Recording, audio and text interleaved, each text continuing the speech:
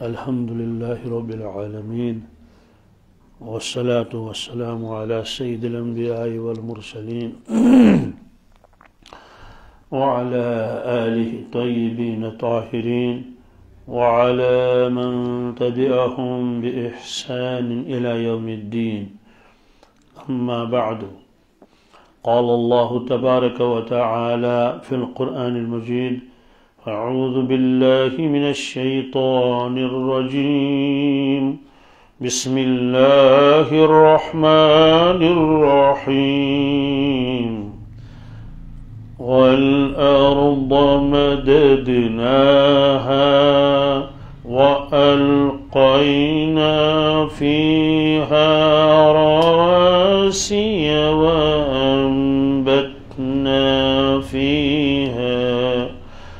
وأنبتنا فيها من كل شيء موزون، وجعلنا لكم فيها معايش ومن لستم له برازقين، وإن من شيء إلا عندنا خزائنه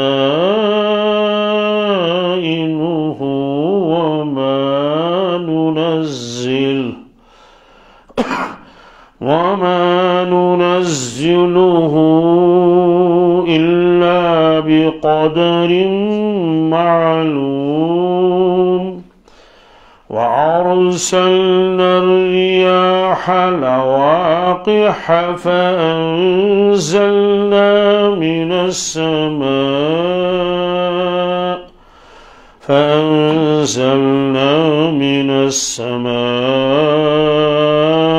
ماء فأسقيناكموه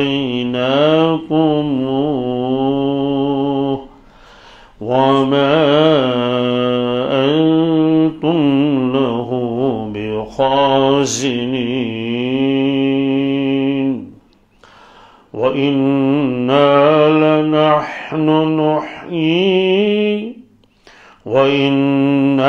لنحن نحيي ونميت ونحن الوارثون.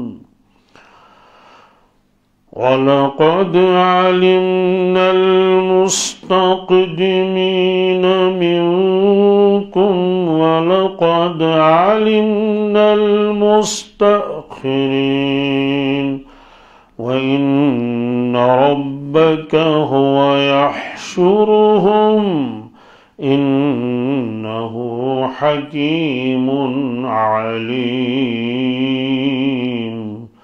صدق اللہ العظیم۔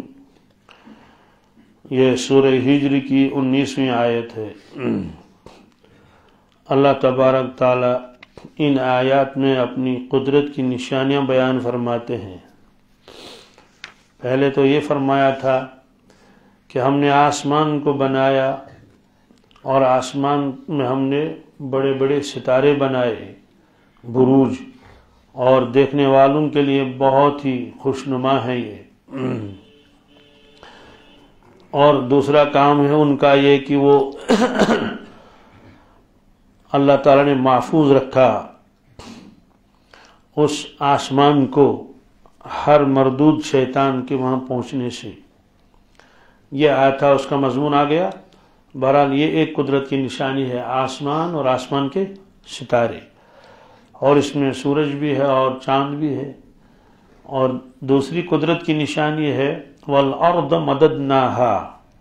اللہ تعالیٰ فرماتے ہیں دوسری میری قدرت کی نشانی یہ ہے کہ وہ زمین ہے، مددناہا، ہم نے اس کو پھیلایا، وَأَلْقَيْنَا فِيهَا رَوَاسِيَ، اور پھر ہم نے ڈالے اس میں مضبوط پہاڑ، وَأَنبَتْنَا فِيهَا مِن كُلِّ شَيْءٍ مَوْزُونٍ، اور اگائی ہم نے اس میں ہر مناسب چیز میں سے۔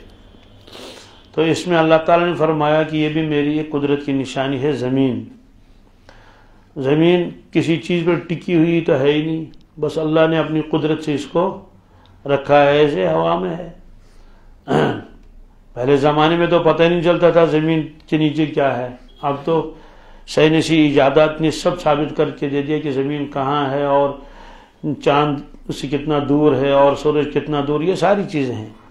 تو زمین تو گول ہے، لیکن کوئی آدمی کہے گا ہم نے تو کہیں گول دیکھا نہیں، مجموعی اعتبار سے تو یہ گول ہے۔ اور اس وقت پتہ چلتا ہے جب ہوائی جہاز میں جاتے ہیں تو وہ سامنے وہ ایک LCD لگا رہتا ہے، یا تو درمیان میں یا تو ہر سیٹ کے اوپر ایک ایک لگا رہتا ہے، تو اس میں وہ کبھی کچھ چلاتے ہیں کبھی کچھ چلاتے ہیں، جو بھی ان کی مرضی ہو۔ کبھی وہ یہ دکھاتے ہیں کہ یہ جہاز کس کی رفتار کتنی ہے اور یہ زمین سے کتنا اونچا ہے، اس وقت اڑان کر رہا ہے، اور اس کی رفتار کتنی ہے، اور جہاں جانا ہے وہاں ابھی کتنے کلومیٹر ہیں۔ تو اس میں وہ زمین بھی دکھاتے ہیں، گول زمین ہے اور یوں جہاز آ گیا اور یوں ایسے گولائی میں جا رہا ہے۔ وہ لمبا سفر ہوتا ہے، جیسے حج میں جا رہے ہیں اور دوسرے ملکوں میں جا رہے ہیں، افریقہ جا رہے ہیں، تو وہاں جو گلوب سا سامنے لگا رہتا ہے تو اس میں پتہ چلتا ہے کہ زمین گول ہے اور جہاز چل رہا ہے ایسے ایسے گھوم کے آ رہا ہے۔ بہرحال زمین کو اللہ تعالیٰ نے فرمایا کہ میں نے یہ بنایا، اور یہ اس میں وہ خصوصیات ہیں جو اور سیاروں میں نہیں ہے، اس لیے کہ یہاں انسانوں کو زندہ رہنا ہے۔ چاند پر آدمی رہے گا تو کب تک زندہ رہے گا؟ وہاں تو ہوا بھی نہیں ہے، ممکن ہے بہت ساری چیزیں وہاں نہ ہوں۔ کتابوں میں لکھا ہے کہ جب چاند ٹھنڈا ہو جاتا تو بہت زیادہ ٹھنڈا ہے کہ آدمی رہ نہ سکے، اور جب گرم ہو جائے گا تو بہت زیادہ گرم۔ لیکن اللہ نے زمین کو ایسا بنا دیا ہے کہ زیادہ ٹھنڈی بھی نہیں ہو جاتی ہے زمین کہ سارے لوگ مر جائیں، اور اتنی گرم بھی نہیں کہ گرمی کی وجہ سے لوگ مر جائیں۔ اس کا اللہ تعالیٰ نے مناسب رکھا ہے۔ ہاں یہ الگ بات ہے کہ پہاڑی علاقوں میں سردیاں ہوتی ہیں اور جو میدانی علاقے ہیں اس میں گرمی ہوتی ہے، اور اسی طرح سے گرمی کا موسم آتا ہے تو زمین سورج کے کچھ تھوڑا قریب آ جاتی ہے تو گرمی ہوتی ہے، اور جب ذرا دور ہو جاتی ہے تو اس وقت سردی آ جاتی ہے۔ اور اس وقت کے بہت سے ملکوں میں اس وقت گرمی شروع ہو گئی ہے، افریقہ میں اور آسٹریلیا وغیرہ میں، کیونکہ کچھ لوگ ساتھی وہاں فون کرتے رہتے ہیں کیا حال ہے، کہنے گرمیاں شروع ہو گئی۔ گرمیاں تو یہاں سردیاں ہیں وہاں گرمیاں ہیں، پھر جب یہاں گرمی وہاں سردی آئے گی یہاں گرمی آ جائے گی۔ تو بہرحال وہ بھی تو آج سے بالکل طے ہے کہ سائنس نے سب ثابت کر دیا کہ کس طرح سے گرم علاقے میں گرمی ہوتی ہے اور ادھر سردی ہوتی ہے۔ بہرحال خلاصہ یہ ہے، اللہ تعالیٰ نے اپنے قدرت کی نشانی میں یہ فرمایا کہ ہم نے زمین کو بچھایا، مددناہا وَأَلْقَيْنَا فِيهَا رَوَاسِيَ، اور ہم نے اس پر پہاڑ، مضبوط پہاڑ لگا دیے۔ یہ پہاڑ نہ ہوتے تو زمین کو یوں ہو جاتا، اس پر بسنا مشکل ہو جاتا۔ اور بھی اللہ تعالیٰ جانتے ہیں کیا کیا حکمتیں ہیں ان پہاڑوں میں، پھر ان پہاڑوں کے اندر اللہ نے کیا کیا چیزیں رکھی ہیں۔ آپ پہاڑ کھودتے ہیں، دیکھیے وہاں سے کیا کیا چیزیں نکلتی ہیں، کہیں سے سونا نکلتا ہے، کہیں سے اور کوئی چیز نکلتی ہے، کہیں سے اور وہ نیلم نکلتا ہے، کہیں سے اور دوسری چیزیں نکلتی ہیں، تو باقاعدہ کانے ہیں۔ تو فرمایا کہ وَأَنبَتْنَا فِيهَا مِن كُلِّ شَيْءٍ مَوْزُونٍ، اور ہم نے اگائی اس میں سے ہر چیز، موزون کے معنی مناسب۔ اس کے دو معنی ہیں، ایک معنی اس کا یہ ہے کہ ہر علاقے کے اندر کون کون سی چیز وہ اگ سکتی ہے تو اس علاقے میں وہ چیز اگتی ہے۔ جیسے کسی علاقے میں زعفران اچھا بنتا ہے، دوسری جگہ زعفران کی کھیتی کر لو، زعفران اگے گا ہی نہیں۔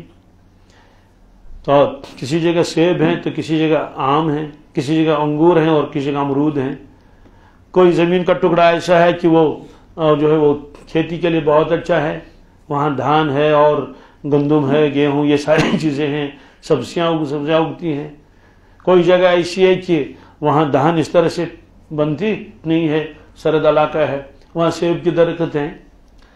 جیسے یہاں کشمیر میں بھی گرم علاقوں میں آج بھی گیہوں کی وہ ہوتی ہے کاشت، اور شالیب کی ہوتی ہے، شالی کہیے یا دھان کہیے۔ تو اب علاقوں کے اوپر کو جائے گے تو وہ پکتا ہی نہیں وہ دھان، وہاں سیب کی پیداوار زیادہ بہترین ہے۔ تو یہ اللہ تعالیٰ نے زمین کے اندر ہر علاقے میں اور ہر ملک میں کس کی جگہ کون سی مناسب ہے وہاں اللہ تعالیٰ نے وہ اگایا ہے ان چیزوں کو. تو ایک مطلب اس کا یہ ہے کہ جہاں جہاں جو چیز مناسب تھی وہاں، دوسری جگہ وہ اس طرح کی چیز نہیں بنتی ہے. یہاں آم نہیں ہوتے ہیں، گرم علاقوں میں آم ہوتے ہیں. دوسرا مطلب اس کا کہ جو چیز ہم نے اگائی ہے وہ مناسب ہے. کیا ہے مناسب کا مطلب ہے کہ اس کو کتنا بڑا بنانا ہے، کتنا چھوٹا بنانا ہے. اب گیہوں کے دانے ہیں، مکئی کے دانے اس سے بڑے ہیں. عقل بھی یہی کہتی بالکل ایسا ہی ہونا چاہیے.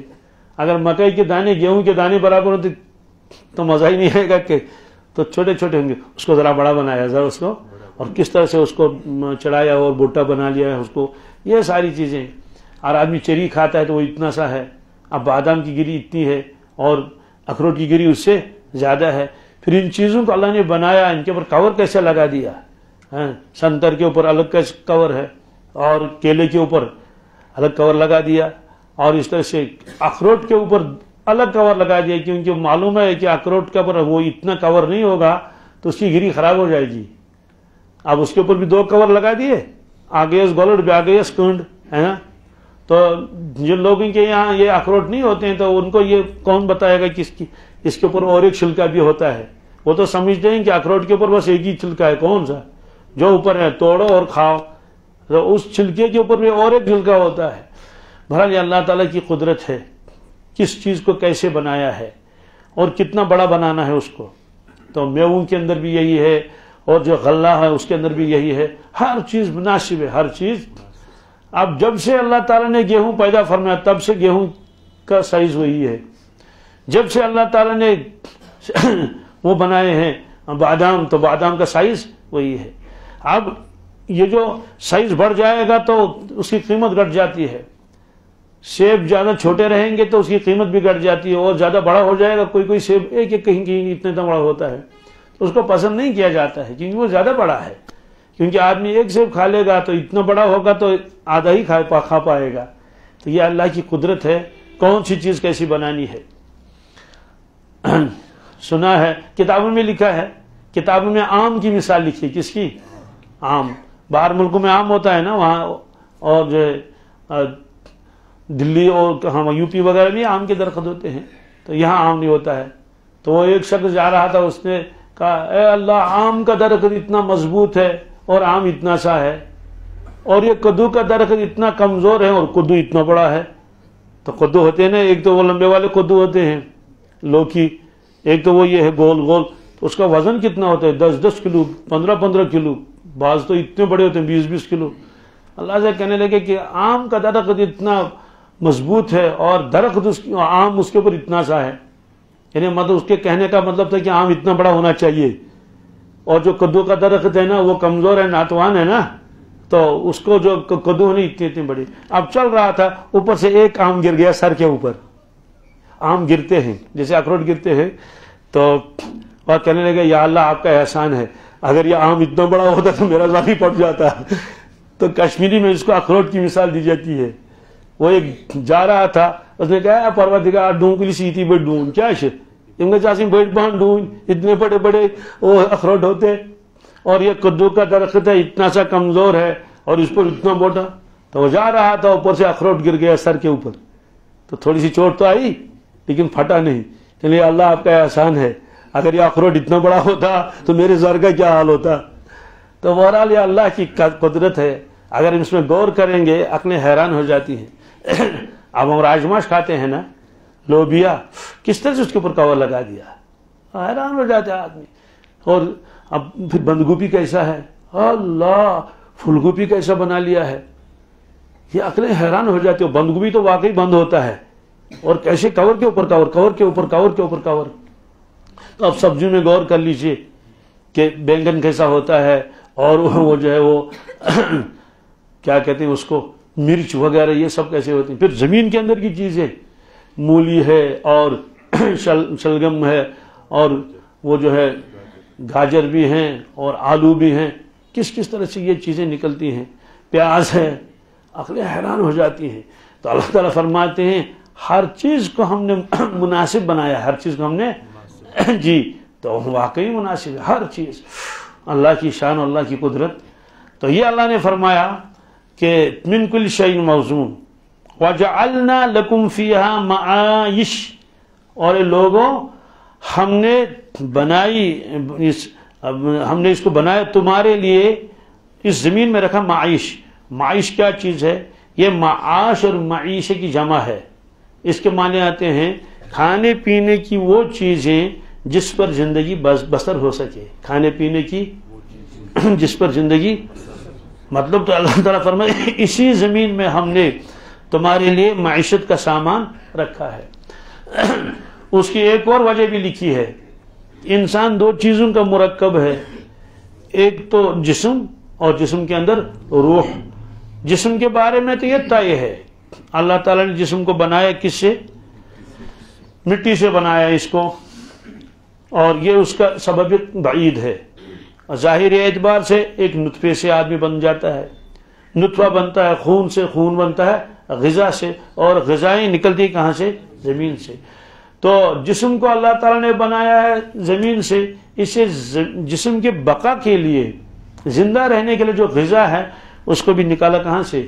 زمین سے ہی نکالا۔ کوئی بھی چیز آپ استعمال کر لیں، چاہے چاکلیٹ کھائیں، آپ چاکلیٹ کوئی بھی چیز کھا لیں، روٹی کھا لیں، اور آپ غور کریں وہ ہر چیز نکلتی کہاں سے؟ زمین سے۔ اس میں آسمان کی کسی چیز کا کوئی دخل، ہاں بارشیں تو ہیں وہ تو الگ مسئلہ ہے، لیکن نکلتا ہے کہاں سے؟ زمین سے ہی نکلتی ہیں ساری چیزیں۔ تو دوسری چیز انسان کے اندر ہے وہ روح ہے، وہ تو روحانی غذا الگ ہے۔ اس لیے جب کسی کو دفن کرتے ہیں اس وقت اللہ کے نبی صلی اللہ علیہ وسلم یہ دعا پڑھتے تھے۔ یہ دعا بھی اور آیت بھی ہے، دعا تو نہیں ہے لیکن یہ الفاظ ہیں قرآن پاک کے، منہا خلقناکم، کیا اس کا مطلب یہ ہے کہ اے انسان اسی مٹی سے ہم نے آپ کو پیدا کیا ہے، وفیہا نعیدکم، اور اسی زمین کے اندر، اسی مٹی کے اندر ہم آپ کو لوٹا رہے ہیں، ومنہا نخرجکم تارۃ اخری، ایک اور مرتبہ ہم آپ کو نکالیں گے، کس سے؟ اس زمین سے، یعنی جب قیامت آئے گی۔ تو اللہ تعالیٰ خود فرماتے ہیں اسی سے ہم نے آپ کو بنایا ہے، اسی میں ہم آپ کو واپس کر رہے ہیں، اور اسی سے ہم دوبارہ آپ کو نکالیں گے۔ تو جسمانی بقا کے لیے اللہ تبارک تعالیٰ نے جو رزق تیار کی ہے وہ سب زمین سے نکلتی ہے۔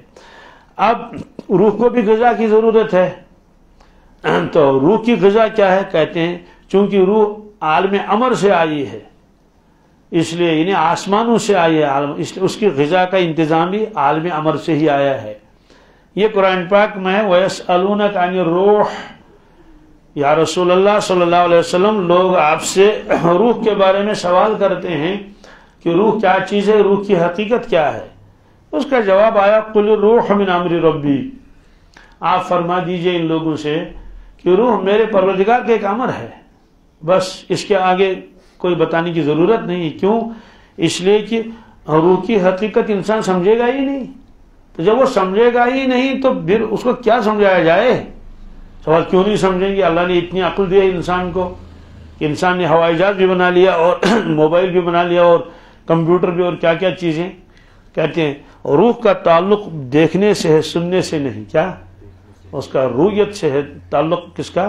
روح کا۔ جب تک انسان اپنی روح کو نہ دیکھے یا کسی روح کو نہ دیکھے تب تک وہ اس کی حقیقت کو سمجھ نہیں سکے گا۔ جیسے مثال کے طور پر ایک شخص نابینا ہے، وہ اس نے سنا ہے کہ ایک رنگ سفید ہوتا ہے، ایک کالا ہوتا ہے، ایک پیلا ہوتا ہے، ایک دوسرا ہوتا ہے گرین ہوتا ہے، کیا کیا ہوتا ہے، یہ سارے رنگ ہیں۔ تو اگر اس کو سمجھایا جائے تو وہ سمجھ نہیں آئے گا اس کو۔ ہاں روشنی آ جائے گی آنکھ میں تو اس کے سامنے کہا جائے گا بھئی یہ سفید ہے اور یہ کالا ہے، ایک دم سمجھ جائے گا۔ تو یہ علماء کرام نے لکھا ہے کہ روح کی حقیقت کو کوئی سمجھنا چاہے تو نہیں سمجھے گا۔ کیوں؟ کہتے ہیں کہ اس کا تعلق سننے سے نہیں کہ روح ایسی ہے اور ویسی، اس کا تعلق دیکھنے سے ہے۔ تو بہرحال تو روح اللہ نے بنائی عالم امر سے، اس لیے اس کی جو غذا کا انتظام ہے وہ وہی ہے، کیا ہے؟ وہی آسمانی ہے، وہ یہی قرآن پاک ہے۔ قرآن پاک کی تلاوت ہے، نماز ہے، طواف ہے، اور روزہ ہے، ذکر و اذکار ہے، اس سے آدمی کی روح مضبوط ہو جاتی ہے۔ تو چونکہ ہم کو رہنا ہے زمین میں، اس لیے اللہ تعالیٰ نے انتظام کیا پہلے کس کا؟ زمین کے اندر جو چیزیں انسان کو ضرورت ہیں، ساتھ ساتھ میں اس کا بھی انتظام کیا کہ ہر زمانے میں اللہ تعالیٰ نے انسانوں کی ہدایت کے لیے انبیاء علیہ الصلوۃ والسلام کو بھیجا یا ان کے نائبین، سلسلہ چلتا رہا۔ تو اللہ تعالیٰ فرماتے ہیں اس میں تمہارے لیے سامان ہے رزق کا، وَمَن لَسْتُمْ لَهُ بِرَازِقِينَ، اور اس مخلوق کے لیے بھی اس میں ہم نے زندگی گزارنے کا سامان رکھا ہے جن کو تم روزی پہنچانے والے نہیں ہو، جن کے تم روزی پہنچانے والے۔ اس کا کیا مطلب ہے؟ اس کا مطلب یہ ہے کہ آدمی جو کماتا ہے اپنے لیے کماتا ہے، اور جو پالتو جانور ہے ان کی ذمہ داری ہمارے اوپر ہے۔ اسی لیے حدیث میں ہے کہ ان جانوروں کا خیال رکھو کہ محشر کے میدان میں ان کے بارے میں بھی پوچھا جائے گا کہ تم نے کیا سلوک کیا ان کا۔ ہمارے ایک بزرگ آئے تھے ایک مرتبہ، وہ محدث تھے، حدیث پڑھاتے تھے، تو میں ان کے ساتھ تھا، ٹانگے میں ہم جا رہے تھے کہیں ایک جگہ سے دوسری جگہ، یہیں کشمیر کا واقعہ، آئے تھے وہ دیوبند سے، تو ہم ٹانگے میں بیٹھے، ٹانگا والا مار رہا تھا اس کو، کس کو؟ گھوڑے کو مار رہا تھا۔ تو بزرگ بہت ناراض ہو گیا، آپ نے اس کے کیوں بلا وجہ تم مار رہے ہو؟ چل تو رہا ہے، چل تو۔ اب اس کو دوڑانے کی کوشش کر رہا تھا کہ جلدی سے پہنچے اور وہاں سے دوسرا چکر لگائے اور دوسرا پھیرا لائے۔ تو فرمایا کہ محشر کے میدان میں اس کا حساب دینا پڑے گا۔ کیا؟ ٹھیک ہے گھوڑے کو تو جگہ سے کم چلے، لیکن آپ نے اتنا مارا کیوں؟ ایسے جب ہل چلاتے تھے تو اس وقت بیلوں کو بہت مارتے تھے لوگ پہلے، اب تو بہرحال ہل ہے نہیں، کسی علاقے میں اب تو زیادہ ٹریکٹر چلتا ہے۔ تو آپ نے جانوروں کے حقوق بتا دیے، اور وہ واقعہ آپ کے ذہن میں ہوگا۔ الحمدللہ اللہ کے نبی صلی اللہ علیہ وسلم ایک باغ میں تشریف لے گئے، تو سامنے سے ایک اونٹ آیا اور وہ کچھ آواز نکال رہا تھا، بلبلا رہا تھا، تو قریب آ کر اس کی آنکھوں سے آنسو بھی آ گئے اونٹ کے۔ تو اس نے کچھ آواز نکالی، صحابہ کرام نہیں سمجھے، اللہ کے نبی صلی اللہ علیہ وسلم سمجھ گئے۔ آپ نے فرمایا کہ لمن ھذا الجمل، یہ اونٹ کس کا ہے؟ تو صحابہ نے عرض کیا یہ اونٹ فلاں آدمی کا ہے، فرمایا اس کو بلاؤ۔ تو اس کو بلایا گیا، تو آپ نے فرمایا کہ یہ اونٹ تمہاری شکایت کر رہا ہے۔ تو وہ گھبرا گیا، حضرت کیا شکایت کرتا ہے؟ تو یہ اس اونٹ نے مجھ سے کہا میں بوڑھا ہو چکا ہوں، تو جانور بھی بوڑھا ہو سکتا ہے نا، میں بوڑھا ہو چکا ہوں اور میرا مالک مجھ پر بوجھ لاتا ہے، زیادہ برتا ہے، وہی جیسے جوانی میں اتنے بورے اور اتنے کوئنٹل، اور کھانے کے لیے پورا نہیں دیتا ہے، اسے میں بھوکا بھی رہتا ہوں کبھی، یعنی پوری مقدار مجھ کو نہیں ملتی ہے۔ تو وہ گھبرا گیا، وہ صحابی، ظاہر سی بات ہے گھبرانا ہی چاہیے۔ انہوں نے کہا اللہ کے نبی صلی اللہ علیہ وسلم میں آج کے بعد اس پر بوجھ ہی نہیں ڈالوں گا اور کھانا برابر دے دوں گا، مجھے معلوم نہیں ہے کہ اس کو کم ہو یا زیادہ ہوتا ہے۔ بہرحال یہ ہیں وہ جانور جو ہمارے نگرانی میں ہیں، پالتو جانور، ان کی ذمہ داری ہمیں ہے۔ گھر میں گائے ہے، گھاس کی ذمہ داری تمہارے اوپر ہے، پانی کی ذمہ داری تمہارے اوپر ہے، اس کو پانی پلاؤ، اس کو گھاس کھلاؤ، اس کو بھوکا مت رکھو۔ لیکن اس کے علاوہ جو اور مخلوقات ہیں، یہ چڑیاں ہیں، یہ کبوتر ہیں، ہے نا، جو جنگلی کبوتر ہوتے ہیں نا، مکانوں کے اوپر بیٹھے رہتے ہیں، اور دوسرے ہیں کیا کیا مخلوقات ہیں، چرندے بھی ہیں، پرندے بھی ہیں، درندے بھی ہیں، گزندے بھی ہیں، جنگلوں میں رہنے والے، سمندروں میں رہنے والے، اور بلوں میں رہنے والے، اور درختوں کے اوپر گھونسلے بنانے والے، یہ اتنی بڑی مخلوق ہے۔ تو اس کے روزی کی ذمہ داری کس کو ہے؟ اللہ تعالیٰ فرماتے وہ میرے ذمہ ہے، وہ انسانوں کے ذمہ نہیں ہے۔ اس میں فرمایا کہ زمین کے اندر تمہاری روزی کا سامان میں نے بھی کیا اور ان کا بھی کیا جن کی ذمہ داری تم کو نہیں ہے۔ تو غیر پالتو جانور ہیں، ان کو اللہ تعالیٰ کھلاتا ہے۔ اب ان کی تعداد کتنی ہے؟ انسانوں کی تعداد ان جانوروں کے مقابلے میں آٹے میں نمک کے برابر ہے۔ کیا؟ بہت کم تعداد ہے۔ اب کتنے عرب ہوں گے، ہے نا؟ تو لیکن آپ جنگلوں میں جائیے، اللہ کتنے جانور ہیں جنگلوں میں، اللہ کتنے درندے ہیں، کتنے چرندے ہیں، اللہ ریوڑ کے ریوڑ ہوتے ہیں وہاں جنگلوں میں۔ تو ان کے رزق کون دیتا ہے؟ ان کا رزق اللہ تعالیٰ دیتا ہے۔ تو یہ فرمایا کہ ان کی ذمہ داری صرف اللہ کو ہے۔ عجیب معاملہ ہے. جو بھی جانور صبح نکلے گا اپنے بل سے نکلے گا یا پرندہ نکلے گا اپنے گھونسلے سے, جب وہ واپس آتا ہے تو پیٹ بھر کے آتا ہے. کیا آپ کہیں گے ہاں کہیں کھا لے گا؟ ٹھیک ہے, جن علاقوں میں برف ہوتی ہے, ہمارے علاقے میں سارے پورے کشمیر میں برف باری ہوتی ہے, اب کسی جگہ زیادہ ہوتی کسی جگہ کم. تو مجھے اتنی چڑیاں نکلی اپنے گھونسلوں سے, اور جنگلی کبوتر اور چیل اور کوے اور بلبل جو یہاں کے پرندے وہ ہیں جو یہی رہتے ہیں پورے سال. ایک تو وہ مہمان پرندے بھی آتے ہیں, وہ تو وزٹر ہیں, وہ آئے اور چلے گئے, وہ آئے اور چلے گئے. وہ جون جولائی میں آ جاتے ہیں, مئی میں وغیرہ میں, اور ستمبر کے آخر میں وہ واپس آنا شروع کر دیتے ہیں. وہ چلے گئے. تو یہ یہاں کے مقامی پرندے ہیں, تو یہیں کے باشندے ہیں. یہ سوال ہے کہ ہر جگہ برف ہے, ہر جگہ, تو کھانے کا کیا انتظام ہے؟ کیا برف کھائیں گے وہ؟ اور ایسے جنگلوں میں جائے, وہاں ریچھ ہے, کیا ہے, ریچھ ہے, شیر ہیں, اتنے ہزاروں بندر ہیں, تو کیا کھائیں گے وہاں؟ ہر طرف سے برف باری ہے, اور 10-10 میٹر برف ہے, 15 میٹر برف ہے, 6-6 میٹر. تو اسی مخلوق کو کون کھلاتا ہے؟ اللہ تعالیٰ کھلاتا ہے. ان کو کیسے کھلاتا ہے ہمیں معلوم نہیں ہے.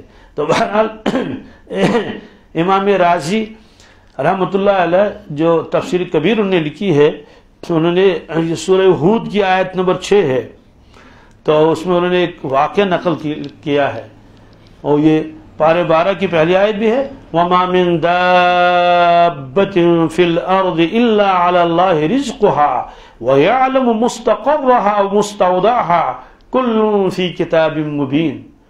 اللہ تعالیٰ فرماتے ہیں وَمَا مِن دَابَّةٍ فِي الْأَرْضِ, زمین میں کوئی جانور ایسا نہیں ہے جو رینگنے والا ہو, کیا چلنے والا ہو, إِلَّا عَلَى اللَّهِ رِزْقُهَا, مگر اس کی روزی اللہ تعالیٰ کے ذمے ہے, اللہ تعالیٰ کے. وَيَعْلَمُ مُسْتَقَرَّهَا وَمُسْتَوْدَعَهَا, اور اللہ تعالیٰ ان کی جگہوں کو جانتا ہے, ان کی جگہوں کو, کون کہاں رہتا ہے یہ اللہ کو معلوم ہے. کہتے کل فی کتاب مبین, سب چیزیں لوح محفوظ میں ہیں. کس میں؟ تو چونٹیاں کہاں رہتی ہیں؟ اب دیکھیے چونٹیاں ہیں تو بلوں کے اندر رہتی ہیں, بارشیں بھی ہوتی ہیں اور برف باری بھی ہوتی ہے. کس طرح اللہ تعالیٰ ان کو بچاتا بھی ہے اور ان کی غذا کا انتظام بھی کر لیتا ہے. تو انہوں نے کیا لکھا ہے, تفسیر رازی میں لکھا ہے اسی آیت کے تحت کہ موسیٰ علیہ السلام کو ایک مطلب فکر لاحق ہو گئی اہل عیال کی, ہونی بھی چاہیے کہ بھائی میں کام میں لگ جاؤں گا تو اہل عیال کا کیا ہوگا. تو اللہ تعالیٰ نے فرمایا کہ موسیٰ علیہ السلام یہ چٹان ہے, اس پر اپنا عصا مارو. تو چٹان کے اوپر ایک عصا مارا تو چٹان ایسے ٹکڑے ہو گیا. یہ تو ایک قسم کا معجزہ بھی تھا, ورنہ ظاہر سی بات ہے ایک لاٹھی مارنے سے چٹان تھوڑی ٹوٹے گی. تو چٹان یوں ٹوٹ گیا. تو چٹان کے اندر دیکھا اور ایک چٹان ہے, تو اس پر مارا اور ایک, تو وہ بھی ٹوٹ گیا. پھر دیکھا اس کے اندر اور ایک چٹان ہے. تو 3 ضربیں ماری آپ نے. تو تیسری ضرب جو ماری آپ نے ان ڈنڈے سے, تو پھر وہ چٹان بھی پھٹ گئی. وہ چھوٹا سا, اب نیچے پہلا تو بڑا تھا, اس کے بعد اس سے چھوٹا, اس سے بہت چھوٹا. تو آپ نے دیکھا اس میں کیڑا ہے, اس میں ایک کیڑا ہے. تو اس کیڑے کے منہ میں غذا ہے, چھوٹا سا سبز پتا. تو اب دیکھیے یہ پتھر کے اندر ہے, کیا ہے. تو اس کیڑے نے کیا کہا, تو اس کو کیڑا تسبیح کر رہا تھا, اور حضرت سلیمان اور حضرت موسیٰ علیہ السلام سمجھ گئے ان کی وہ بولی بطور معجزے کے. کہا سبحان من یرانی, سبحان من ویسمع کلامی ویعرف مکانی ویذکرنی ولا ینسانی. پاک ہے وہ پروردگار جو مجھ کے اس پتھر کے اندر بھی دیکھتا ہے, پتھر کے اندر بھی, حالانکہ 3 پتھر تھے. ویسمع کلامی, تو میری بات سنتا ہے, میری بات. ویعرف مکانی, میری جگہ کو پہچانتا ہے, میری جگہ کو. ویذکرنی, اور مجھے یاد رکھتا ہے. ولا ینسانی, مجھے بھولتا نہیں, مجھے بھولتا نہیں. تو یہ ہے وہ اللہ کہ ہر چیز کا جو ہے رزق پہنچانے والا اللہ تعالیٰ ہے. تو کوئی بھی جانور دنیا میں بھوکا نہیں رہتا. اب سوال ہے کہ انسانوں میں تو بہت بھوکے رہتے ہیں, کہ وہ تو اللہ کی جانب سے آزمائش بھی ہوتی ہے. کیا ہوتی ہے؟ آزمائش بھی ہوتی ہے, دوسری چیزیں بھی ہوتی ہیں. اور وہ حدیث میں ہے, ارشاد فرمایا اللہ کے نبی صلی اللہ علیہ وسلم نے کہ جب کوئی بندہ نافرمانی کرتا اللہ تعالیٰ کی تو اس کو رزق سے محروم کر دیا جاتا ہے. کیا گھاٹا پڑ گیا اور فقر فاقے میں مبتلا ہو گیا. تو دو روایتیں، دو الفاظ ہیں، ایک میں ان الرجل، کیا، ایک میں ان العبد. یہ ابن ماجہ کی روایت ہے. ان العبد لیحرم الرزق بالذنب یصیبہ، کہ آدمی محروم کر دیا جاتا ہے رزق سے گناہوں کی وجہ سے، جو وہ گناہ کرتا ہے، وہ گناہ. اور ایک تو رزق پر بھی اس کا اثر پڑتا ہے کہ بس پھلوں میں کمی آتی ہے، باغ پھلتا ہی نہیں، اور اس طرح سے گلے میں کمی آ جاتی ہے، رزق تنگ ہو جاتا ہے تو گناہوں کی وجہ سے. اس کے علاوہ بھی اللہ تعالیٰ حفاظت فرمائے، سزائیں بھی لگتی ہیں، سزا لگتی ہے. وَمَا أَصَابَكُم مِّن مُّصِيبَةٍ فَبِمَا كَسَبَتْ أَيْدِيكُمْ وَيَعْفُو عَن كَثِيرٍ. اللہ تعالیٰ فرماتے ہیں لوگوں جو تم کو تکلیفیں پہنچتی ہیں، فَبِمَا كَسَبَتْ أَيْدِيكُمْ، یہ تمہارے ہاتھوں کی کمائی ہے، یعنی جو تم گناہ کرتے ہو. وَيَعْفُو عَن كَثِيرٍ، اور بے شمار گناہوں کو اللہ تعالیٰ ویسے ہی معاف کر دیتا ہے. کیا، یہ نے ان پر پکڑی نہیں، ویسے ہی کثیر فرمایا، بہت سارے گناہ ایسے ہی معاف ہو جاتے ہیں. تو بہرحال وہ ایک الگ مسئلہ ہے. لیکن مخلوقات میں کوئی مخلوق جن کی رزق کی ذمہ داری اللہ نے خود لی ہے، وہ کوئی بھوکا نہیں رہتا ہے. یہ فرمایا. کتاب میں ایک واقعہ بھی عجیب لکھا ہے، یہ کتاب میرے ساتھ ہے، یہ کتاب ہے نفۃ العرب، جی، اور اس میں حوالے بھی ہے شیخ کا جس نے اس کو نقل کیا ہے. شیخ کا نام تھا وہ عبد الرحمن ابن سلام المقری.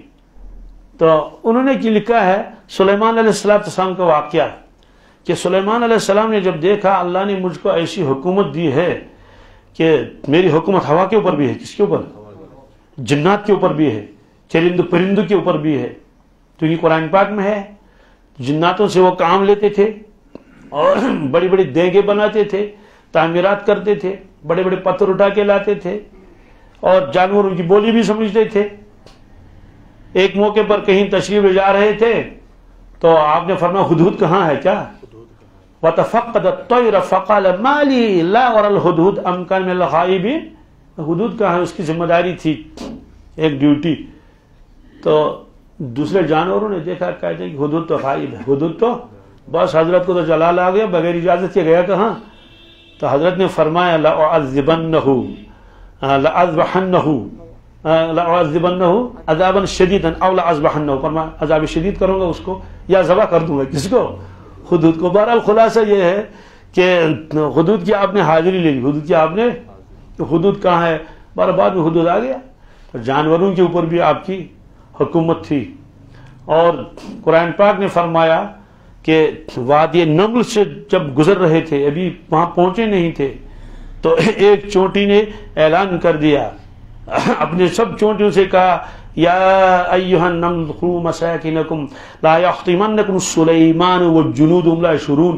ارے چونٹیوں جلدی جلدی سے اپنے بل میں گھس جاؤ، کہیں ایسا نہ ہو کہ سلیمان علیہ السلام کا لشکر تم کو رون ڈالے، کیونکہ وہ گھوڑوں پر سوار تھے. تو بہرحال ہوا بھی ان کے ماتحت، جنات بھی ان کے ماتحت. تو ایسے شخص کے لیے کام کرنا آسان ہے نا. تو کتاب میں لکھا ہے ایک مرتبہ موسیٰ علیہ السلام نے، حضرت سلیمان علیہ السلام نے عرض کیا یا اللہ میں مخلوق کی دعوت کرنا چاہتا ہوں. کیا، جی، لو اذنت لی ان اطعم جمیع المخلوقات سنۃ کاملۃ، ایک سال. کیا، کہ ان کو معلوم ہونا میری حکومت ہے. اللہ اکبر. تو اللہ نے وہی فرمائے انک لن تقدر علی ذلک، فرمایا آپ کے بس میں نہیں ہے. کیا، فاحو اللہ الیہ انک لن تقدر علیہ. فقال الہی اسبوع، کہنے یا اللہ چلو ایک ہفتہ، کتنے، ایک ہفتے کی مجھے اجازت دے دے، میں سب کی اور روزی کا انتظام کروں. اللہ تعالیٰ نے فرمایا کہ لن تقدر، کیا، تمہارے بس میں نہیں ہے. فقال الہی یوما واحدا، الہ، اے الہ ایک دن کی اجازت دے دے، ایک دن کی. فقال اللہ تعالی لن تقدر، آپ نے فرمایا کہ آپ کے بس میں نہیں. کیا، فقال الہی ولو یوما واحدا، کہنے لگے اے اللہ ایک دن تو کوئی خاص بات، ایک دن کی اجازت دے دیجئے. اللہ نے فرمایا چلو ٹھیک ہے. کیا، اور فلاں تاریخ آپ دعوت کر لینا، آپ تو انتظام بھی کرنا پڑے گا نا. تو سلیمان علیہ السلام نے جنات کو حکم دیا، انسانوں کو حکم دے دیا کہ لاؤ دعوت کرنی ہے. کیا، تو وہ لائے، جانور لائے، جن کو ذبح کرنا ہے، بھیڑ اور بکریاں اور دوسری چیز ابقار و اغنام، اور وَمِن جَمِيعِ مَا يُوكَلْ مِنْ أَجْنَاسِ الْحَيْوَانِ مِنْ طَيْرٍ، پرندے بٹیر موریاں سب کر لیا۔ بہرحال کھانا بنا لیا، بڑی بڑی دیگیں لائے، فرمایا کہ القدور راسیات، راسیات کہتے ہیں ان دیگوں کو جو ہٹتے نہیں، اپنی جگہ رہتے ہیں۔ کیا؟ جیسے وہاں دیگ ہے نا اجمیر شریف میں، وہ ہٹتی تھوڑی ہے، ایک جگہ اتنی بڑی بڑی دیگیں بنوائے اور کھانا پکایا۔ اور اس کے بعد جب کھانا تیار ہو گیا، اس میں بہت وقت لگا، تو ہوا کا حکم دے دیا کہ چلتے رہو، کیا کہ ہوا غذا خراب نہ ہو جائے، کیا سڑ نہ جائے، تو ہوا نے بھی اپنا کام شروع کر دیا تاکہ کھانا خراب نہ ہو جائے۔ اور اس کے بعد تو بچھایا دسترخوان، کیا کتنا لمبا، مسیرت شہرن، کیا تو ایک آدمی چلے 1 مہینہ لگے گا چلنے میں، اور وعرضہ مثل ذلک، اور اس کی چوڑائی بھی ویسی تھی۔ پھر اللہ تعالیٰ نے فرمایا کہ تیار ہو گیا، فرمایا یا سلیمان بمن تبتدئ من المخلوقات، فرمایا کہ شروع کس سے کرو گے، کیا میرے شروع کس سے کرو گے، پہلے خشکی والوں کو دے دو گے یا سمندر والوں کو دے دی؟ تو فقال سلیمان ابتدئ بالدواب البحر، یا اللہ میں پہلے سمندری مخلوق کو کھلاؤں گا۔ اللہ تعالیٰ نے فرمایا ٹھیک ہے، تو فامر اللہ حوتا من البحر المحیط ان یاکل من ضیافت سلیمان، تو اللہ تعالیٰ نے ایک مچھلی کو حکم دے دیا، جاؤ سلیمان علیہ السلام کی دسترخوان سے کھا لو، کیونکہ صبح سے ان کو کچھ نہیں ملا تھا۔ انہوں نے کہا یا اللہ آج ہم کیا مل ہی نہیں رہا کچھ، اللہ نے فرمایا آج دعوت ہے۔ آج سلیمان علیہ السلام جب دعوت کی ہوگی نا، کسی کو گھر والے تھوڑے پکاتے ہیں، گھر والے اس دن کہتے ہیں چیشی حالت کا سن چیشی کا سن۔ تو بہرحال اس کے بعد اللہ نے اس کو مچھلی کو حکم دے دیا، اور وہ نکلی، فرفع ذلک الحوت راسہ، یوں سر نکالا تو آ گئی اس میں، اور یا سلیمان سمیعت انک فتحت بابا للضیافہ، کہنے کہ سلیمان علیہ السلام ہم نے سنا ہے کہ آج آپ نے دعوت کی ہے اور دعوت کا دروازہ کھولا ہے، قد جعلت ضیافتی فی ھذا الیوم، میری بھی دعوت ہے۔ انہوں نے کہا آپ کی بھی دعوت ہے؟ کہا چل کھا لو، دونک والطعام، شروع کرو۔ فتقدم ذلک الحوت واکل من اول السمات، وہ مچھلی آ گئی، پتہ نہیں کون سی مچھلی تھی، وہ آئی اور کھانا شروع کر دیا۔ فلم یزل یاکل حتی الی آخرہ، پھر لہذا وہ کھاتی رہی اور سارے دسترخوان کو کھا لیا، سارے دسترخوان کو۔ ثم نادا اطعمنی یا سلیمان، کہنے کہ سلیمان مجھے کھانا کھلاؤ، کیا اس نے واشبینی، میرا پیٹ تو بھرو۔ فقال له سلیمان اکلت الجمیع، انہوں نے کہا آپ نے تو سارا ہی کھا لیا ہے، تو نے کچھ رکھا ہی نہیں۔ ما شبیتا، ابھی آپ کا پیٹ نہیں بھرا، اتنا سارا کھا لیا پیٹ نہیں بھرا۔ فقال الحوت ہکذا یکون جواب اصحاب الضیافہ للضیف، اچھا کیا مہمان کو ایسا ہی جواب دیا جاتا ہے؟ میزبان اسے کہے گا کہ تو نے ذرا کھایا؟ تو اعلم یا سلیمان، سلیمان سنو، ان لی فی کل یوم مثل ما صنعت 3 مرات، جتنا تو نے کھانا بنایا ہے میں ایک دن میں 3 مرتبہ اتنا کھا لیتی ہوں۔ اور وانت کنت سبب فی من راتبتی، تو نے میرا راتب جو میں روزانہ کھاتی اس کو تو نے کم کر دیا، کیا کر دیا آج؟ اور وقت قصرت فی حقی، میرا حق تو نے پورا نہیں کیا، میرا حق تو نے، اب سب ختم ہو گیا نا، اب تو جانور مر جائیں گے بھوک سے۔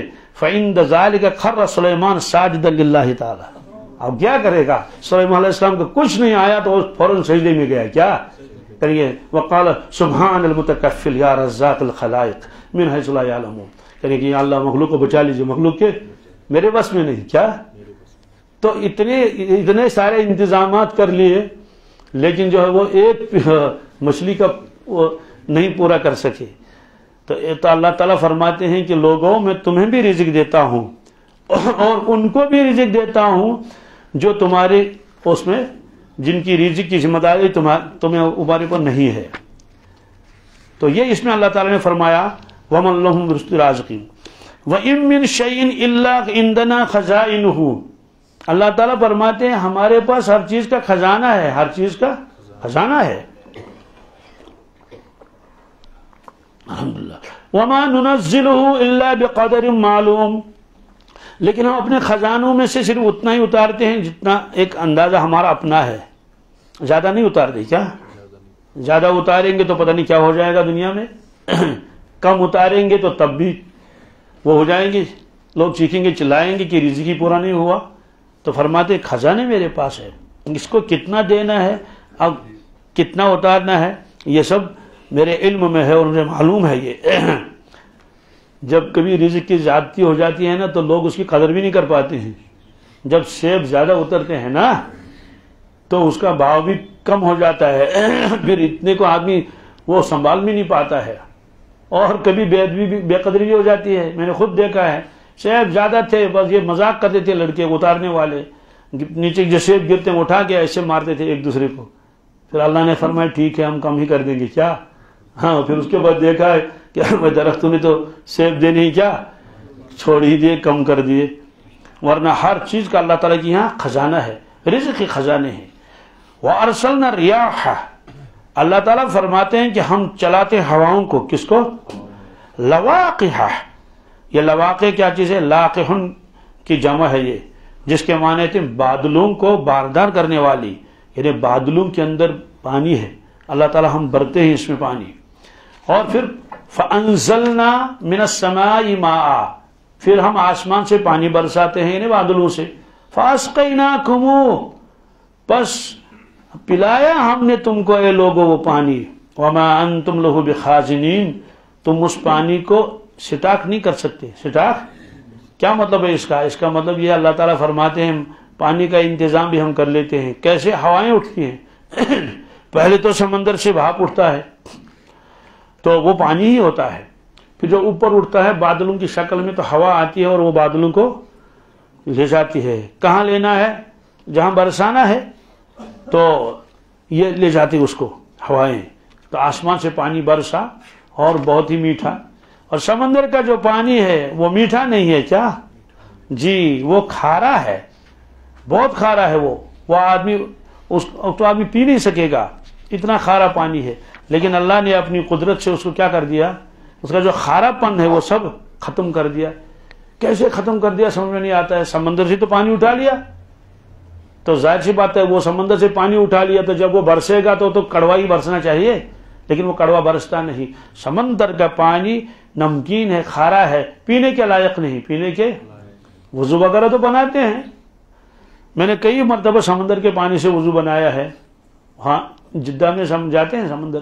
اور ایک جگہ ہم گئے تھے 1995 میں، کئی دن وہاں وہ قیام رہا سمندر کے کنارے تو وہاں جاتے تھے کبھی کبھی غسل کرنے کے لیے، تو ایک دوسرے کا ہاتھ یوں پکڑتے تھے تو سمندر جو اس میں سے وہ لہریں بھی اٹھتی ہیں نا ہلکی پھلکی سی، یوں لہر اٹھتی۔ تو بہرحال ایک مرتبہ دو تو چلے ہی گئے، پھر اللہ نے بچا لیا، تو پھر دوبارہ جب وہاں سے وہ جوار باٹا آیا تو ان کو پھینک دیا کنارے کے اوپر۔ بہرحال وہ ایک لمبا واقعہ ہے۔ تو وہ ایک بزرگ وہاں تھے، اس کی دعاؤں کی برکت سے وہ واپس آ گئے، ورنہ تو چلے گئے۔ تو ہم جب غسل کرتے تھے اس میں تو دیکھیں یہ داڑھی ایسی چپک جاتی تھی، کیا چپک جاتی تھی ایسی۔ پھر کیا کرتے تھے، پھر قریب میں جو مکان تھا وہاں ٹیوب ویل تھا تو وہاں پھر دوبارہ اپنے سر کو اور داڑھی کو صاف کرتے تھے، بالکل لگتا تھا اس میں نمک ایسے چپک گیا ہے۔ تو خلاصہ یہ ہے کہ وضو بنانا تو جائز ہے، لیکن اس میں نمک بہت ہوتا ہے، نمکین ہوتا ہے، اور اس کی وجہ یہ ہے کہ اگر وہ میٹھا پانی ہوتا سمندر کا تو اس میں بدبو آ جاتی، کیا اس لیے کہ لاکھوں جانور اس میں ہوتے ہیں، کتنے لاکھوں جانور اس میں ہوتے ہیں، تو مرتے بھی ہیں، تو جب مر جائیں گے تو بدبو آ جائے گی، اور وہ بدبو پورے دنیا میں پھیل جائے گی۔ اسے سمندر کی مقدار زیادہ ہے کس کے، خشکی کے مقابلے میں، تو اللہ تعالیٰ نے اس کو ایسے رکھا ہے۔ اور زیادہ حیران کن بات یہ ہے کہ وہ چلتا رہتا ہے، کیا جی، ورنہ تو تالابوں کا پانی تو بس ایسے رہے گا، جھیل کا پانی ایسا رہے گا، لیکن سمندر کا پانی دیکھو اللہ اٹھتا رہتا ہے اور چلتا رہتا ہے، تھکتا ہی نہیں، آ رہا ہے، جل رہا ہے، چل رہا ہے۔ تو وہاں جب وہ جو چاند جب زیادہ بڑا ہو جاتا ہے نا، جتنا چاند بڑھتا رہے گا، کیا کشش ہے اللہ تعالیٰ جانتے ہیں۔ یہ سمندر کے اندر جوار زیادہ اٹھتے ہیں، جوار باٹے جو ہوتے ہیں نا، یہ لہریں زیادہ اٹھتی ہیں۔ تو ہمارے ساتھ ایک شخص تھا، وہ کوئی مجذوب قسم کا آدمی تھا، وہ جاتا تھا مغرب کے بعد، عشاء کے بعد بھی جاتا تھا سمندر کے کنارے پر، وہاں ذکر کرتا تھا، کیا، اور بہت روتا تھا اللہ، کیونکہ چاندنی بھی ہوتی تھی تو جتنا چاند بڑا ہوتا جائے گا اتنا اس میں کیا ہو جاتے ہیں. تو سمندر کا پانی چلتا رہتا ہے، کبھی ادھر جا رہا ہے، کبھی ادھر جا رہا ہے، کبھی لہریں اٹھتی ہیں. تو خلاصہ یہ ہے کہ سمندر سے ہی یہ بھاپ اٹھتے ہیں اور بادلوں کی شکل میں آتے ہیں اور اللہ تعالیٰ ان کو برساتا ہے. جب برساتا ہے اس کی صفت ختم کر دیتا ہے. اس کی صفت اس وقت اس کی صفت کیا ہوتی ہے؟ اس کی صفت ہوتی ہے کہ یہ پانی میٹھا ہوتا ہے. اور یہ قرآن پاک میں بھی ہے. اللہ تعالیٰ فرماتے ہیں کہ لوگوں جو تم پانی پیتے ہو،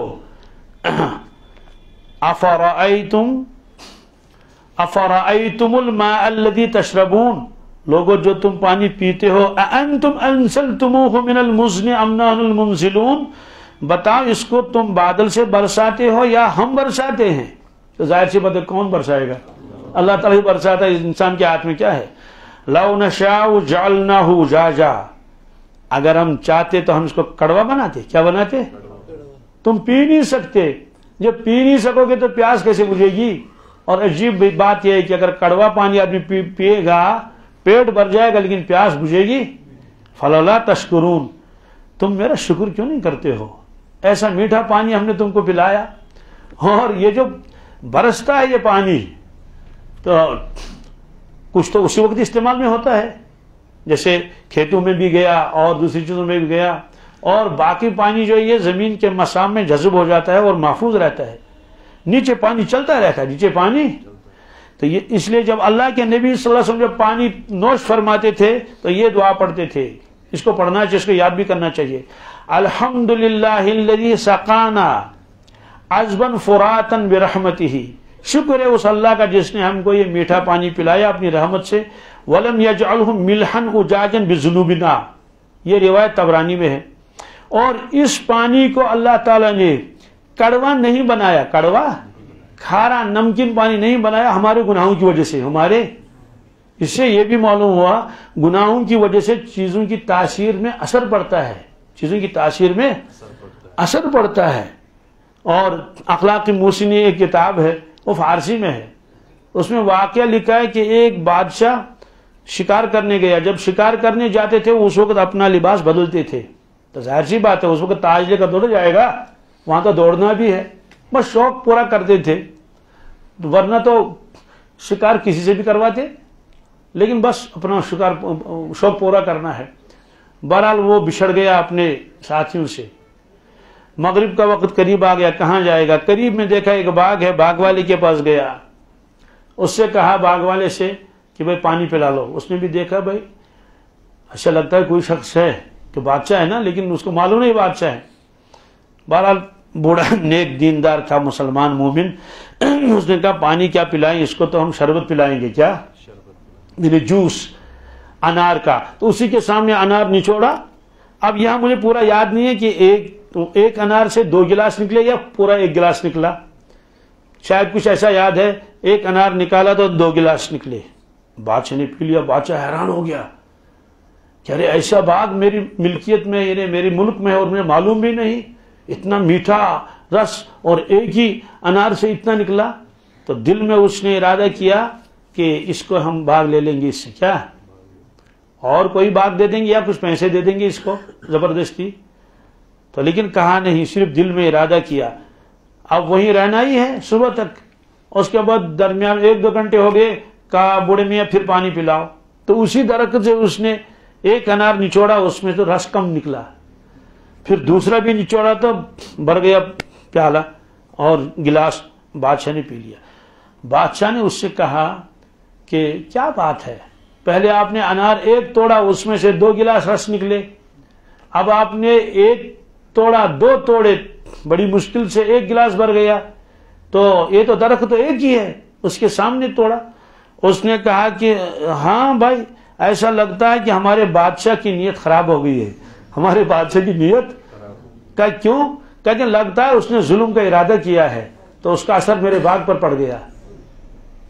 تب اس نے کہا اندر سے استغفر اللہ، میں نے بھی ظلم کیا نہیں، صرف ظلم کا ارادہ کیا. ابھی ظلم نہیں کیا، صرف ارادہ کیا. تو ایسی بے برکتی آئی. تو اگر میں ظلم کروں گا تو میرے پورے ملک میں بے برکتی آئے گی نا، پھل کم ہو جائے گا. تو اس نے سچی توبہ کر لی. آج کے بعد میں بالکل کوئی ظلم نہیں کسی پر کروں گا، اس کی وجہ سے تو میرا ملک خراب ہو جائے گا۔ اب وہیں بیٹھا ہوا ہے، اسے کہا پھر پلاؤ، کیا؟ پھر انار تو توڑا، 2 گلاس بھر گئے۔ اس نے کہا یہ ماجرا کیا ہے؟ بادشاہ نے کہا، اس نے کہا کہ لگتا ہے کہ ہمارے بادشاہ نے توبہ کی ہے۔ تو بہرحال صبح تک وہیں رہے، اس سے کہا کہ بادشاہ کے دربار میں آ جانا، میں وہی ملوں گا، میں وہی۔ بہرحال اس کو بتا دیا۔ بہرحال یہ ہے کہ صرف نیت کی تھی، کس کی؟ معلوم ہے کہ گناہوں کی وجہ سے بھی رزق میں تنگی آ جاتی ہے۔ کیسے تنگی آ جاتی ہے؟ کبھی گھاٹا ہو گیا، کبھی اور کچھ ہو گیا۔ درخت تو بہت ہیں، درخت تو بہت ہیں، لیکن پھل ہی نہیں دے رہے ہیں۔ اسی لیے یہاں کشمیری نے درخت کو کیا کرنا شروع کر دیا؟ کاٹنا شروع کر دیا، اور وہ سب کاٹ رہے ہیں پرانے درخت، اب نئے درخت لگا رہے ہیں۔ اب نئے درخت بھی 1-2 سال تک، 3 سال تک دے دیں گے، اگر ان پر بھی وہی گناہوں کا اثر پڑ گیا تو کیا ہوگا؟ آدمی سوچتا ہے صرف شراب پینا گناہ ہے، لیکن اللہ کا کوئی بھی حکم ٹوٹ جائے وہی تو ہر وہ گناہ ہے۔ کل میرے پاس ایک شخص نے فون کر لیا، عجیب تعجب ہوتا ہے۔ اس نے کہا کہ عشاء کی نماز میں بھی اکیلا تھا۔ کیا تھا؟ فجر کی نماز میں بھی اکیلے پڑھتا ہوں، کوئی آتا نہیں گاؤں والا۔ تو حدیث میں ہے آپ نے سلام پھیر لیا، چہرے مبارک لوگوں کی طرف کیا، پھر ایسے فرمایا کہ فلاں آدمی ہے نماز میں؟ صحابہ کرام نے یوں دیکھا، یوں دیکھا، کہا حضرت نہیں۔ کہا فلاں آدمی ہے؟ تو وہ بھی نہیں ہے۔ تیسرا نام آپ نے لے لیا، فلاں شخص ہے نماز میں؟ صحابہ کرام نے یوں دیکھا، حضرت وہ بھی نہیں۔ آپ نے فرمایا منافقین کے اوپر یہ 2 نمازیں بھاری ہوتی ہیں، ایک عشاء کی اور فجر کی۔ وہ اشارہ کر دیا کہ جن کا نام میں نے لے لیا یہ صحابی نہیں ہے، یہ مومن نہیں، منافق ہیں کیا؟ تو حدیث میں چونکہ بتایا گیا کہ منافق کے اوپر یہ 2 نمازیں بھاری ہو جاتی ہیں، تو نفاق کی 2 قسمیں ہیں کیا؟ نفاق اعتقادی، نفاق عملی۔ نفاق، تو اس اعتبار سے امت نفاق میں مبتلا ہے، عملی نفاق میں، کہ یہ 2 نمازیں بھاری ہو جاتی ہیں، عشاء اور فجر۔ فجر تو اور زیادہ بھاری ہو جاتی ہے۔ اب سن لو اس نے کیا کہا۔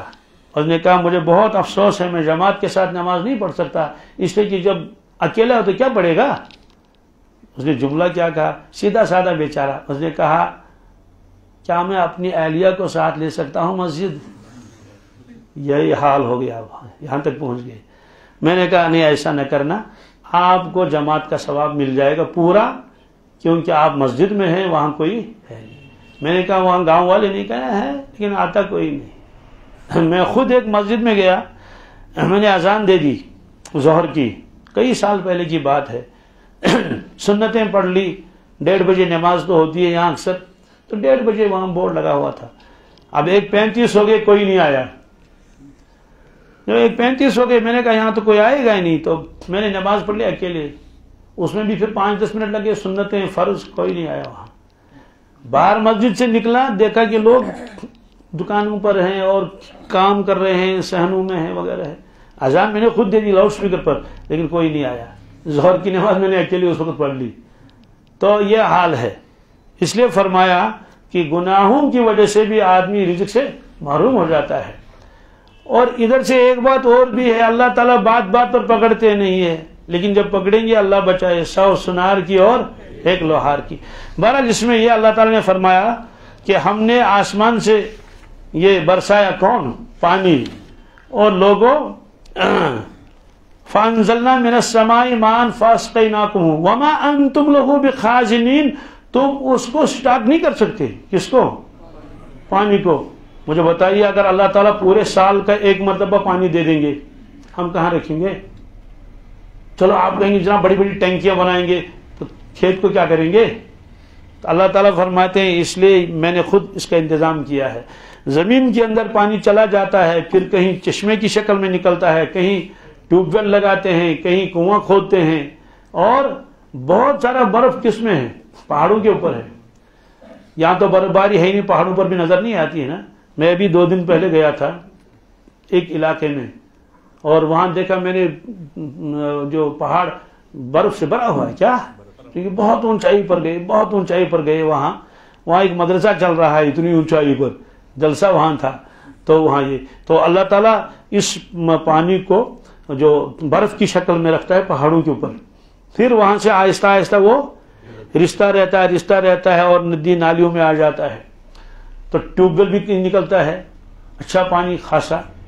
مجھے یاد ہے کہ مدرسے میں ہم نے ٹیوب ویل جو کھودا تھا تو 250 فٹ کے بعد پانی نکلا، کتنے، ورنہ عام طور سے تو کہیں 50 فٹ کہیں 100 فٹ، تو 100 تو بہت ہے، تو 250 فٹ چلے گئے۔ تو الحمدللہ اتنے سالوں سے وہ پانی چل رہا ہے اور بہت ہی بہترین پانی، اچھا پانی ہے۔ تو اللہ تعالیٰ نے یہ انتظام کر لیا، تو کچھ پانی تو آپ نے پہاڑوں کے اوپر رکھ دیا اور کچھ پانی آپ نے کہاں رکھ دیا، زمین کے نیچے۔ تو کہیں سے دریا نکلتا ہے، کہیں سے چشمہ نکلتا ہے، کہیں سے اور جو ہے وہ کنویں سے پانی نکلتا ہے۔ تو اللہ تعالیٰ فرماتے ہیں وما انتم لہ بخازنین، لوگوں تم اس پانی کا ذخیرہ نہیں کر سکتے، وہ ذخیرہ ہم کر لیتے ہیں۔ اس کے آگے اور اللہ تعالیٰ کی قدرت کی نشانیاں ہیں۔